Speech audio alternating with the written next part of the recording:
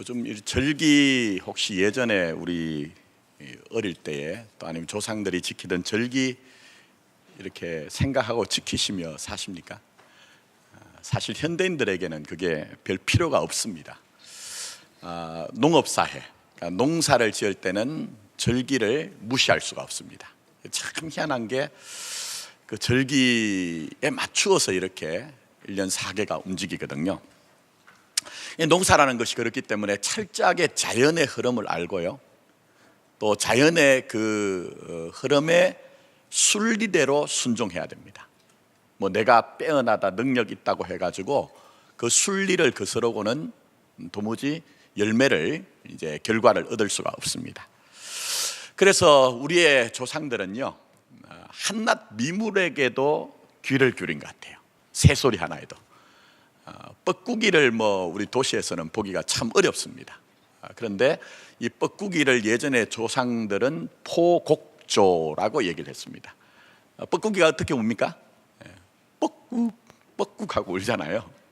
근데 요걸 이제 한자로 그냥 음을 차용해서 포곡 이렇게 이제 해서 포곡조다 그렇게 이제 얘기를 합니다.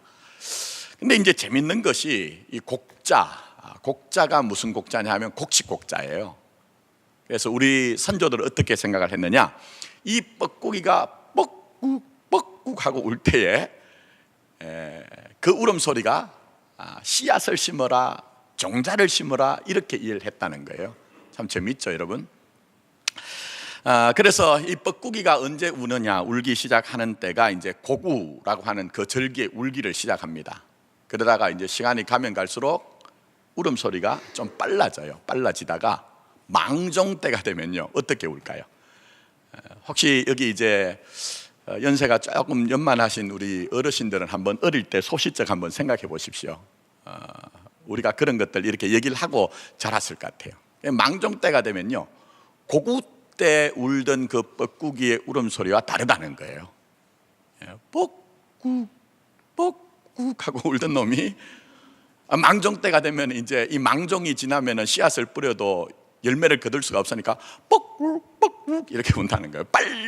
빨리 좀 씨앗을 종자를 심어라 그렇게 이제 운다고 이해를 했습니다. 제가 왜 이 말씀을 드리느냐, 자연을 가까이 하다 보니까요 어쩔 수 없이라도 때를 맞추어 사는 삶, 그야말로 제가 말씀드린 것처럼 순리대로 사는 삶을 살 수밖에 없었던 것 같아요. 그런데 오늘날은 자연과 좀 우리가 유리되고 괴리가 되었죠.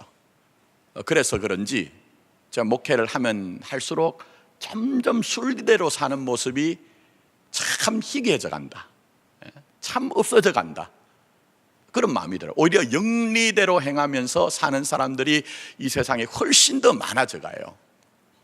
문제는 뭐냐, 그렇게 살 때 그 사람만의 문제는 아닙니다. 관계를 맺고 있는 사람들, 또 함께 연을 맺고 살아가는 소속된 어떤 그런 공동체들이 참 힘들어하고 아파하고 방황을 하는 거예요. 그래서 제가 생각해 보니까요, 우리가 물질적으로는 많은 것을 누립니다. 물론 상대적으로는 다 달라요. 상대적으로는 다르지만 절대적인 수준에서는 어떤 학자가 그러더라고요. 우리가 지금 입는 것, 먹는 것, 누리는 것이 조선조의 왕보다 더 많은 것을 누린대요. 정말 많은 것을 누린대요. 근데 우리가 행복하냐? 당신 그렇게 살면서 이 시대에 행복하냐? 온전하냐? 물으면은 저 자신도 그렇다 이렇게 막 자신감 있게 얘기하기가 참 힘든 것 같아요. 그럼 어떻게 할 것인가? 이 고민을 어떻게 할 것인가? 그럼 우리가 다시 자연으로 돌아가야 되느냐? 우리가 귀향을 하고 낙향을 하고 귀농을 하고 해야 되느냐? 근데 그것도 답이 아닙니다, 여러분. 그 답이 아닌 것이, 제가 좀 알고 있는 분들이 귀향을 하신 분들이 있고 귀농을 하신 분들이 몇 분 계세요. 근데 그분들 하는 얘기가 뭐냐면요, 도시에서 사는 것이 축소가 된지 모르지만 저 자연이 있는 시골로 내려갔더니 그곳에서도 여전히 현대인의 그 각박하고 각축하는 삶이 그대로 있더라는 거예요. 그대로 그렇게 살더라는 거예요. 갈등도 있고 그 안에 복잡한 인생의 사연들도 있고 그 속에서 심지어는 거짓도 난무하기도 하고 그래서 힘들다는 거예요. 자, 그러니 제가 뭘 말씀드립니까? 장소가 중요한 게 아니라는 거예요. 우리가 어디에 있느냐 하는 것이 중요한 게 아니라는 거예요. 우리가 어떤 일을 하며 사느냐 하는 것이 중요한 것이 아니고요, 우리가 어떤 의식을 가지고 사느냐, 어떤 가치관을 가지고 사느냐, 어떤 신앙의 내용을 가지고 사느냐 하는 것이 훨씬 더 소중하다는 거예요.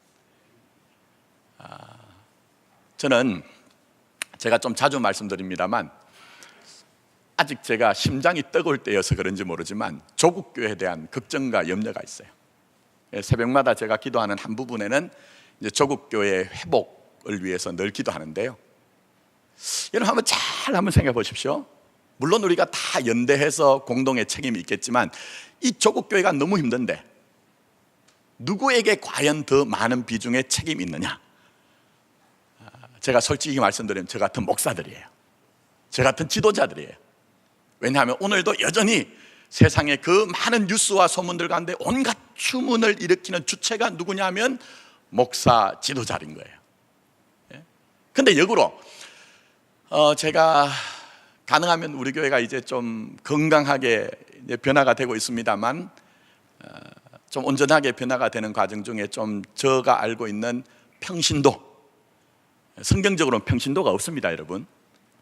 그냥 뭐라고 칭하기가 그래서 그런데 원래는 저나 여러분이랑 똑같아요, 성경적으로는.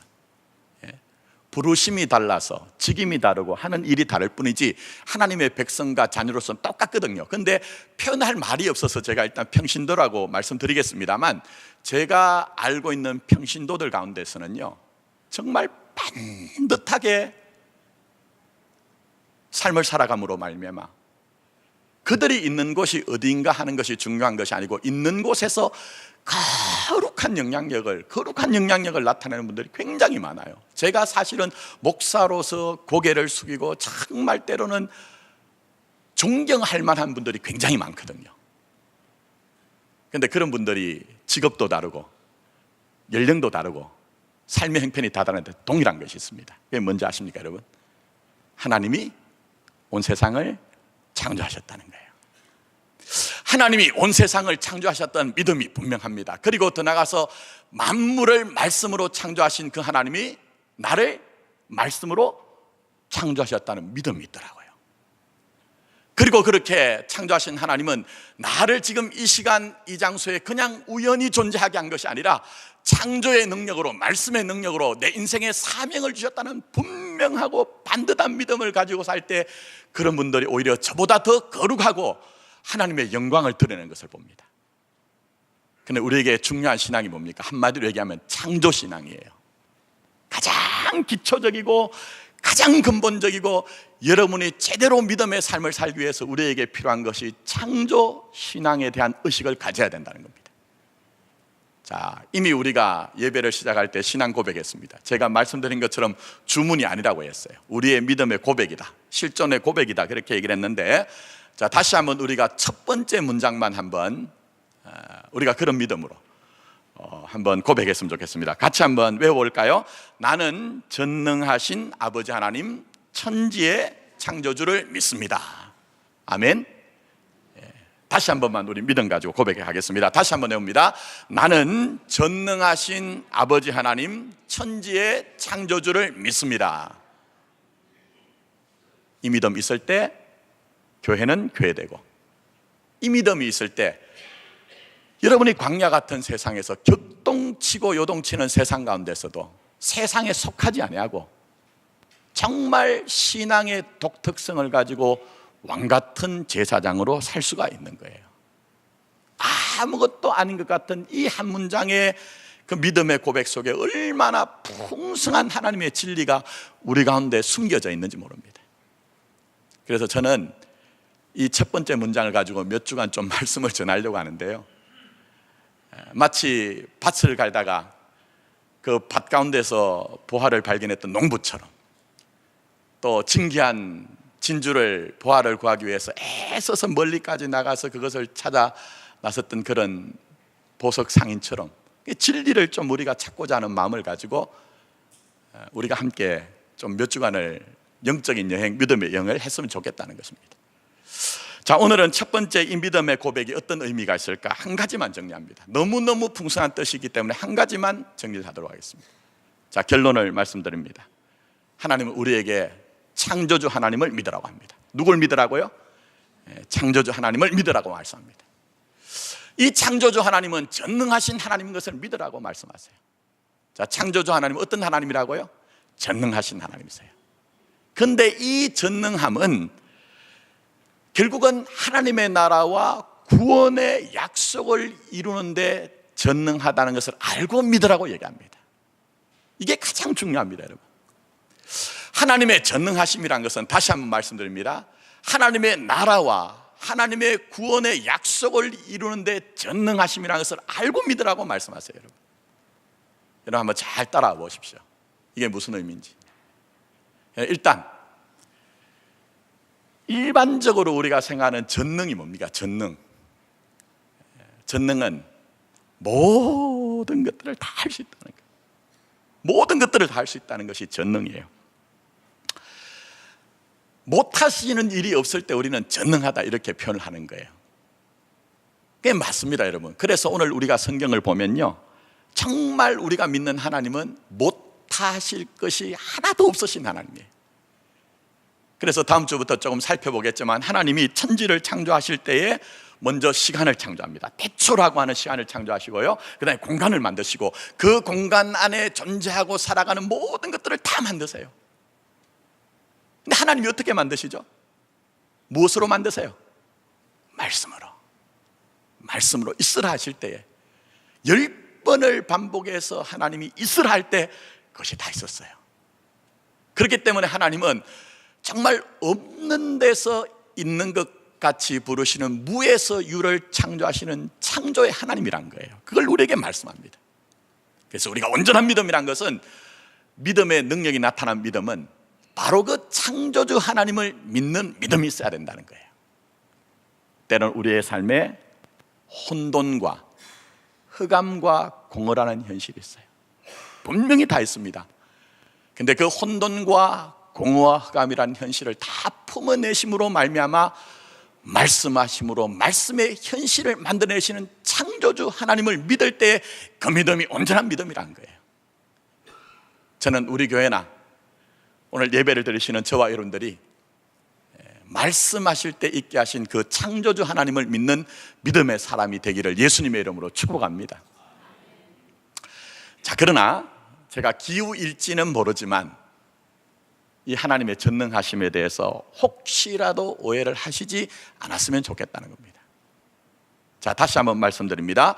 하나님의 전능하심은 하나님의 나라와 그 하나님의 구원의 약속을 이루는 쪽에서 하나님이 일하시는 것이 전능한 것이지, 하나님의 그 전능하심이라는 것이 내가 원하고 내가 바라는 것이 꼭 되도록 하는 쪽에서 전능하심으로 일하는 것이 아니라는 거예요, 여러분. 그걸 말씀하는 게 아니라는 거예요, 여러분. 여러분, 성경을 저는 우리 교회가 좀 저와 함께 변화되어 가야 되는 것 중에 하나가 성경을 사랑하는 교회가 됐으면 좋겠어요.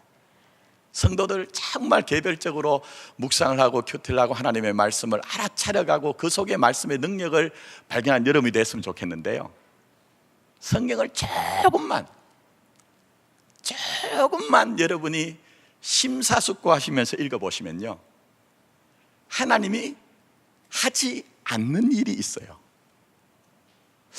모든 것들을 다 하실 수 있습니다. 하지 못하는 것이 없으신 하나님인데 분명히 하나님이 하지 않는 것이 있다고 성경은 우리에게 말씀하고 있어요. 제가 조금 이해를 도와드리기 위해서 비유적으로 말씀합니다. 여러분, 우리가 하나님 앞에 나가서 하나님은 전능하신 하나님이죠. 제가 비유적으로 말씀드린다고 얘기를 했어요. 하나님, 제가 원하는 것은요, 네모는 네모이고 세모는 세모인데 제 편에서는 네모 같은 세모가 있어야 돼요. 하나님, 제 편에서는 정말 네모 같은 세모가 있어야 돼요. 하나님 전능하시기 때문에 이 네모 같은 세모를 제 인생에 이뤄주세요. 금식도 하고 몸부림도 쳐보고 눈물도 흘려보고 그렇게 할 때 하나님이 네모 같은 세모를 이뤄주실까요, 여러분? 네모 같은 세모를 이루어주실까요? 여러분 어떻게 생각하세요? 성경은 그런 하나님이 아니라고 말씀하세요. 그런 하나님이 아니라고 말씀하세요. 왠지 아십니까 여러분?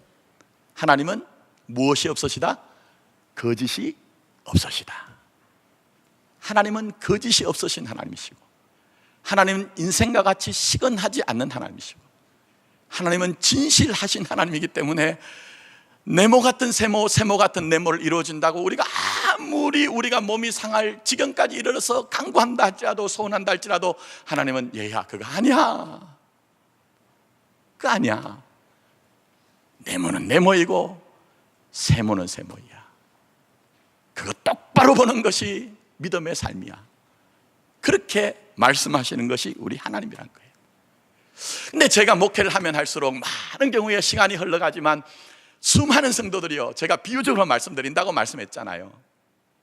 하나님 제 편에서는 네모 같은 세모가 필요해요. 세모 같은 네모가 필요해요. 하나님 이거 이뤄주셔야지 하나님이 하나님인 것을 알 수가 있습니다. 제가 그래야 하나님이 인정할 수 있어요. 그거 이뤄주셔야 돼요. 그 고집을 신앙이라고, 믿음이라고 아직도 우리가 부여잡고 고민하고 쟁투하면서 왜 하나님이 내게는 역사하지 않느냐고 그렇게 불평하고 원망하는 우리의 모습이 있더라는 거예요, 여러분. 그런 모습이 있더라는 거예요, 여러분. 왜 그런가? 왜 그런가? 조금 복잡한 얘기가 될 수가 있습니다. 제가 최대한 좀 이해를 시켜드리는 쪽에서 말씀드리지만 어쩔 수 없이 좀 건너가야 되는 조금 복잡한 것은 있습니다. 그렇지만 잘 한번 따라와 보세요. 잘 따라와 보시면 여러분 또 도움이 될 것 같아요. 제가 영화 얘기를 하려고 합니다.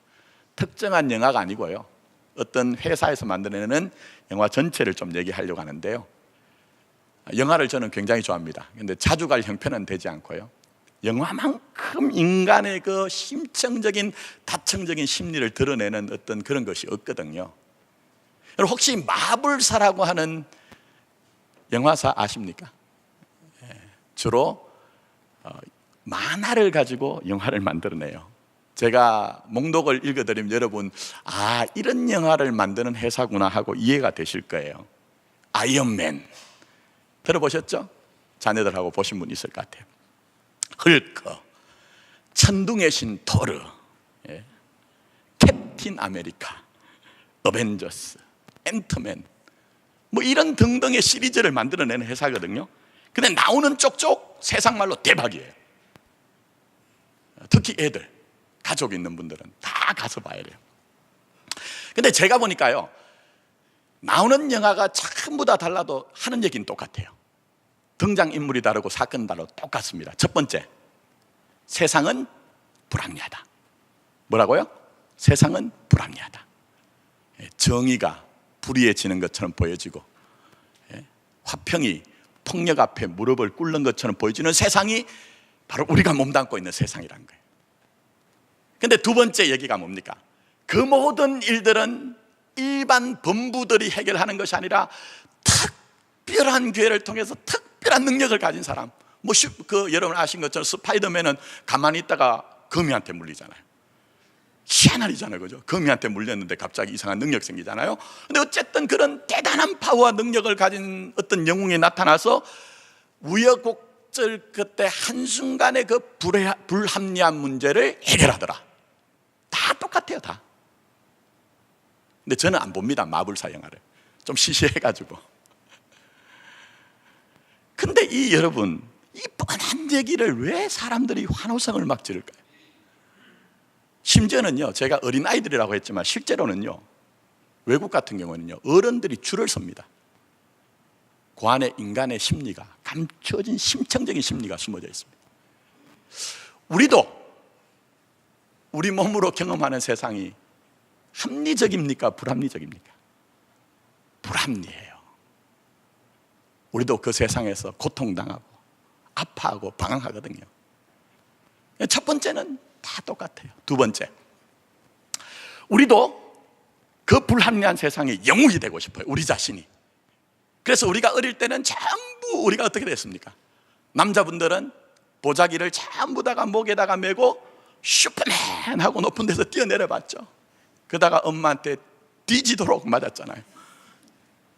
여자분들은요, 셀러문 이러면서 전부 다 내가 영웅이 되고 싶은 거예요. 근데 조금씩 세상살이 하면서 알아갑니다. 나는 영웅이 아니구나. 나는 영웅이 아니구나 하는 것들을 의식 수준에서는 받아들이는 거예요, 여러분. 의식 수준에서는 받아들이는 거예요. 그런데 문제는 무의식 세계 속에서는 아담 이래로 비틀려진 우리의 어떤 심리들, 감정들, 의식들이 전부 다 거기에 남아져 있습니다. 내가 영웅이 되고 싶고, 내가 그렇게 하지 못할 때 누군가 영웅이 와서 내 인생의 문제를 해결해 줘야 된다는 거예요, 여러분. 내가 영웅이 되고 싶고, 누군가 영웅이 와서 내 인생의 문제를 해결해 줬으면 좋겠다는 것이 아주 그 인간의 깊은 심층에 숨겨져 있는 심리라는 거예요, 여러분. 근데 여러분, 문제는 이겁니다. 뭐가 문제인지 아십니까? 영화를 볼 때만, 그때만 여러분 빠져들어요. 그때 빠져들어서 우리 심리 속에 숨겨져 있는 그것이 전부 다 카타르시스가 되고 감정이 정화되고 재미와 즐거움을 느낍니다. 그리고 나와서는 다시 일상으로 복귀를 해요. 근데 여러분, 인간이 존재하는 이상 영속적으로 지속적으로 우리가 가진 그 심층의 심리를 기반으로 해서 계속 존재하는 것이 있습니다. 그게 뭔지 아십니까, 여러분? 종교입니다. 종교. 여러분, 여기서 한번 잘 들어보셔야 됩니다. 제가 저희 교회가 종교 집단이 아니고 복음의 생명체가 공동체가 되자는 입장에서 조금 어려운 얘기, 복잡한 얘기도 하는 이유가 있습니다. 여러분, 한번 보세요. 종교의 진리를 담고 있는 진리의 내용과 체계는 종교마다 다 다릅니다. 다 달라요. 교회, 성당, 절 다 달라요. 근데 각 개별적인 종교가 아니고 일반적인 종교 현상으로 종교를 신봉하는 사람들의 종교의 그 신봉의 내용이 뭡니까? 입술로는 예수님 불러요. 입술로는 마리아 불러요. 입술로는 부처님 부르는데 똑같습니다. 내가 하지 못하는 것, 내가 이루지 못하는 것, 절대자인 당신이 나를 도와주셔서 세모 같은 네모 같은 세모를 이뤄주세요. 이뤄주세요. 똑같은 종교 현상이 있더라는 거예요. 그게 바로 우리가 가진 전능성에 대한 어떤 잘못된 왜곡된 그런 느낌들, 이해를 가지고 존재하는 것이 바로 종교라는 거예요. 그래서 여러분, 어떤 현상이 생긴 줄 아십니까? 여러분, 너무 힘들어하지 마시고 그냥 여담삼아 한번 들어보십시오. 대학 입시가 끝나면요, 목사는 늘 근심이 돼요. 제가 아직도 제 옆에는 지난해 수능 시험 대학 입시 쳤던 학생들 이름이 아직 있어요. 합격한 학생, 또 다시 준비하는 학생들을 위해서 지금도 기도를 하고 있는데요, 제가 전에 목회를 하다가 어떤 분이 그런 얘기를 해요. 자기는 정말 하나님 믿고 하나님 앞에 날마다 새벽 재단이란 말은 틀린 말입니다만 어쨌든 새벽 재단을 그렇게 이제 성실하게 섬기면서 자식을 위해서 기도했다는 거예요. 그런데 대학 입시가 딱 시험이 끝나고 난 후에 결과가 났는데, 나는 그렇게 하나님을 믿으면서 열심히 믿음으로 기도했는데 우리 새끼는 떨어졌어. 이놈이 엄마의 믿음과 상관없이. 그런데 옆집에 사는 보살님의 자식은 털컥하고 좋은 대학을 붙었네. 말은 하지 못하지만 자기 마음에 세상 편을 이렇습니다. 우리 오야붕이 저쪽 오야붕보다 좀 약한 거 아니야? 우리 오야붕이 저쪽 오야붕보다 좀 힘이 없는 거 아니야? 이런 느낌이 살짝 들더라는 거예요, 여러분. 여러분, 이거 종교입니다, 여러분.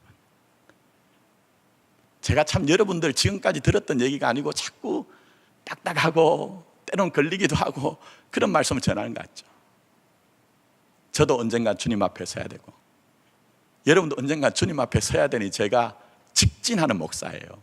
직면하는 목사예요. 피해가지 않는 거예요. 그러나 성경이 계시되어진 말씀의 성경의 전능하심이란 것이 무엇입니까? 다시 한번 생각하십시오. 하나님은 절대적으로 여러분의 인생에 하나님의 나라를 이루는 데 있어서 하나님의 구원을 확정하고 이루시는 데 있어서 전혀 양보가 없다는 거예요. 인생의 우여곡절 속에 살아간다 할지라도 결국은 하나님은 당신의 약속하신 것을 성취하신다는 쪽에서 하나님은 전능한 하나님이라는 것입니다. 그 하나님을 믿을 수 있길 바랍니다. 여러분의 몸의 현실을 여러분이 믿는 것이 아니라 살아계시고 역사하셔서 전능하신 그 손으로 여러분의 인생을 이끌어 가시는 전능하신 하나님을 믿는 믿음이 회복되기를 예수님의 이름으로 축복합니다, 여러분. 그래서 보세요, 성경에 나오는 사람들, 제가 계속 좀 자주 등장시키는 사람이에요. 너무 우리 인생과 닮아가지고. 베드로입니다, 베드로. 여러분, 베드로 제가 자세하게 말씀드리지 않아도 아실 거예요. 주님을 부인하되 몇 번 부인합니까? 3번 부인합니다. 참 희한해요. 우리나라 사람들로 몇 번을 좋아하죠? 3번 좋아해요. 닮았어요. 그런데 성경에서 3번은 완전수입니다. 완전수. 완전히 부인했다는 거예요. 주님을 절대적으로 부인했다는 거예요. 그런데 자기에게는 가망성이 스스로는 없는 거예요, 여러분. 자기에게는 스스로 가망성이 아무것도 없는 거예요. 그런데 부활하신 주님이 어떻게 했습니까? 약속하신 대로 찾아오셨습니다. 조반을 준비해서 먹게 하시고 위로도 하시고 격려도 하시면서 네가 나를 사랑하느냐 물어가시면서 내가 나 스스로 회복할 수 없다고 생각하는 그 하나님의 은혜를 부어주십니다. 내 어린 양 먹여라. 내 어린 양을 쳐라. 어떤 면에서 베드로의 마음속에서는 저는 그렇게 할 수 없는데요, 저는 가룟 유다처럼 똑같이 그렇게 주님을 절대적으로 부인했던 사람인데요. 근데 주님이 베드로에게 이런 말씀하십니다. 아주 소중한 말씀하세요. 주님이 이렇게 말씀하십니다. 뭐라고 말씀하시느냐? 네가 젊어서는 스스로 띠띠고 네가 원하는 곳으로 다녔지만 이제 늙어서는 내 팔을 벌리리니 남이 내게 띠띠우고 원하지 않는 곳으로 데려가리라 얘기합니다. 아주 중요한 얘기예요. 자세히 풀어드리진 않지만 베드로는 자기 마음대로 살 수 있다고 생각했잖아요. 내가 결단하면 된다고 생각했잖아요. 근데 살아보니 안 되더라는 거예요. 마음먹은 대로 안 되는 것들이 있더라는 거예요. 그런데 그 속에서 하나님이 내 인생 띠띠고 내 인생을 끌고 가시더라는 거, 목적한 곳으로 끌고 가시라는 것을 알게 됐다는 거예요, 여러분. 우리 인생 닮지 않았나요, 여러분? 전 목사이지만 베드로 모습 보면요, 참 우리 인생 닮았다 생각해요. 우리도 한때는 내 마음먹은 대로 된다고 생각했어요. 할 수 있다고 생각했고 그렇게 해보기도 했어요. 그런데 인생의 뒤안길 돌고 돌아봐 보니 결국은 주의 뜻이 내게 남아있어요. 주의 뜻이 내게 남아있어요. 나는 때로는 주님 앞에 불신하고 방하고 그렇게 했지만 주님이 나를 믿음의 사람이 되게 하셨어요, 여러분. 그게 바로 하나님의 전능하심이라고 말씀하고 있는 거예요. 성경 읽어보십니까? 성경 다른 얘기하는 거 아닙니다. 이 하나님의 전능하심을 다양한 사람을 통해서 설득하고 있는 거예요. 그래서 여러분 보십시오. 아브라함 한번 보세요. 우리는 아브라함을 대단한 사람으로 알고 있지만 성경은 한 번도 대단하다고 보정하지 않습니다. 아브라함도 우리와 똑같은 인생이라고 얘기합니다. 그래서 갈대아 우르에 살 때 하나님이 본토 친척 아비집을 떠나라 할 때 진짜 떠났나요, 여러분? 아닙니다. 성경 자세히 한번 보세요. 가다가 어디에 머물렀죠? 어디에? 하란에 머뭅니다. 하란이란 뜻은 분기점, 교차로예요. 가다가 보니까 하란이 너무너무 화려한 거예요. 너무너무 번성한 거예요. 여기에 내가 틀을 정하면 내가 정말 잘 살 수 있겠구나 생각했는데 그때 하나님이 하신 일이 있습니다. 무엇인지 아십니까, 여러분? 바로 아버지 누구죠? 데라를 하나님이 데려가신 거예요. 나는 하나님 앞에서 내 본토와 친척과 아비집을 나 스스로는 떠나지 못하는데 하나님이 어쩔 수 없이라도 본토와 친척과 아비집을 떠나며 가라고 하신 곳을 가게 하시는 것이 하나님의 전능하심이란 거예요.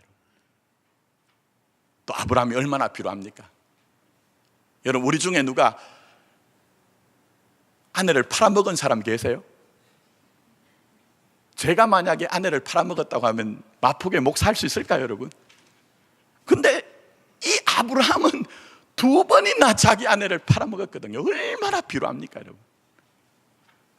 또 아신 것처럼 약속의 유업을 이어받을 그 적자에게서 난다고 했지만 자기 욕심 때문에 애굽의 여인을 통해 이스마엘을 낳아서 얼마나 많은 문제를 야기한지 몰라요. 근데 종국에는 어떻게 됩니까? 하나님이 그 인생 놓치지 않았더라. 하나님의 계획을 하나님이 중단하지 않았더라. 하나님이 아브라함에 두신 그 약속을 양보하지 않았더라. 그래서 아브라함은 믿음의 사람이 되었고, 아브라함은 순종의 사람이 되었고, 그래서 아브라함은 하나님 앞에서 바로 믿음의 조상이 되었다고 말씀하고 있는 거예요. 근데 이 하나님의 전능하심이 누구에게 있습니까? 아브라함에게만 있는 것이 아니라 예배드리는 여러분에게 있다고 합니다. 김 목사의 얘기가 아니라 바로 이 하나님의 전능하심을 경험했던 사도 바울이 갈라디아서 3장 말씀에 아주 소중한 말씀, 너무너무 중요한 말씀 하세요. 제가 읽어드리겠습니다. 아브라함이 받았던 이 복을 우리 자신도 꼭 같이 받았다. 갈라디아서 3장 3장 9절에 이렇게 말씀합니다. 그러므로 믿음으로 말미암은 자는 믿음이 있는 아브라함과 함께 뭘 받느니라? 복을 받느니라 얘기합니다. 예수님 믿습니까, 여러분? 예수님 믿으세요? 예수님 믿으면 전능하신 아버지 하나님 안에 여러분의 인생이 있다고 우리에게 확증하고 있습니다. 이제 말씀을 맺도록 하겠습니다. 이렇게 전능하신 하나님의 손 아래 있었던 사도 바울이 정말 감탄을 하고 감복을 하며 이 하나님의 전능하심을 선언한 말씀이 있습니다. 제가 이 로마서 8장 말씀인데요, 전장을 좀 봉독해드리고 읽어드려야 되겠지만 한 부분만 읽어드릴게요. 이 말씀을 읽을 때 여러분의 인생에도 하나님의 전능하심이 어떻게 역사하였나 하는 것들을 여러분 스스로 좀 탐색도 하시고 또 성찰도 하시고 여러분 스스로 확증도 한번 해보시기 바랍니다. 자, 로마서 8장 35절부터 제가 읽어드립니다. 누가 우리를 그리스도의 사랑에서 끊으리요?